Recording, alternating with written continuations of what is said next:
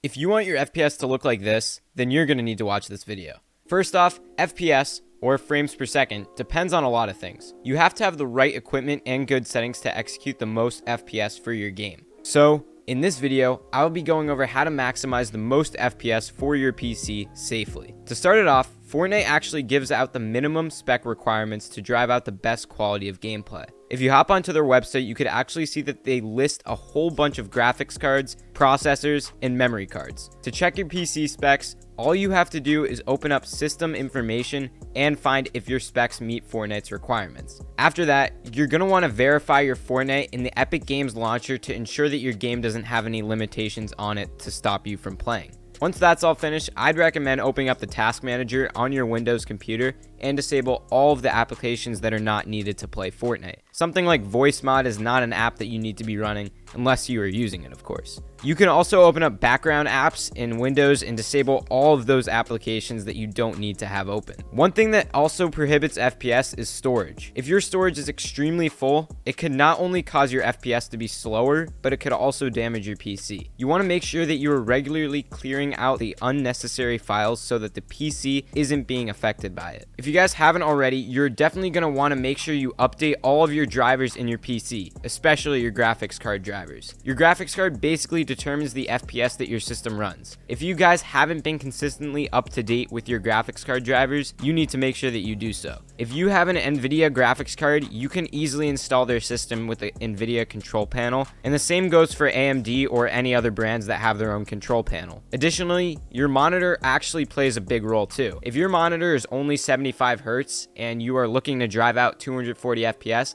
that's simply never going to happen. You need to purchase the correct monitor with the correct amount of hertz so that your FPS suits your needs. Now, let's jump into Fortnite and set the right settings. Many people use performance mode, which basically enhances your FPS a great amount, but the game just doesn't feel as good, and the quality is really not that good either. If you want to get the best settings, quality, while having the best FPS, then you've come to the right place. Alright, so now that we're in settings, I'm going to briefly go over all of the settings that you're going to need to drive out the best FPS. So first off, with Windows mode, that should be on full screen of all time. Resolution should be on the one that your monitor is usually set to, which for me, it's probably 1920 by 1080. Then your frame limit's going to be what your monitor is set to or what your computer is trying to drive out with your monitor. And for me, it should be on about 144, so I'll click apply on that. And then brightness, contrast, all of this could usually stay the same unless you have different settings. But graphics quality is where we're going to be headed. And for this, I definitely recommend having your quality preset on custom because that is definitely one of the best settings to have since we're going to be changing a lot around.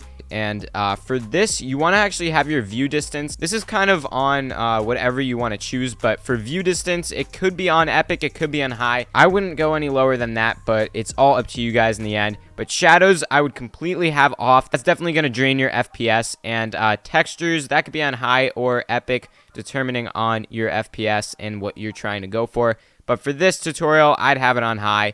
Effects could be on high, post-processing could be on high. And then down here, you know, it does come down to your opinion on motion blur. Some people do actually like it having it in their game. I typically do not like having it in the game, so I'll disable that. But again, it's up to your opinion. And on this, if you want to show your FPS just to check, I'd recommend doing it for this tutorial. But it's up to you in the end. Rendering mode could be on DirectX 11. And all this stuff could usually stay like this. NVIDIA Reflex low latency, that could be up to you, but I definitely have that on.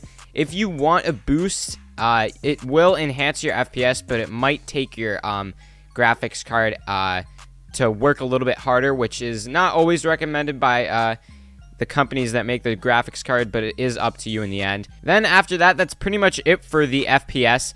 That is definitely going to drive out your FPS a lot. And as you can see in my gameplay, everything is definitely moving pretty smoothly. There seems to be no stuttering in my game, and I'm driving out the maximum amount of FPS that both my monitor and PC can hold.